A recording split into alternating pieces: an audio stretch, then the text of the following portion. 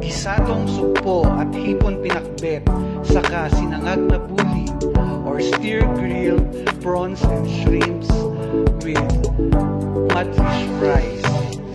Sigurado hindi mo makakalimutan dahil talagang napakasarap.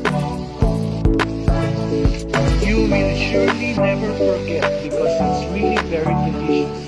Try cooking your veggies this way and you will enjoy the deliciousness.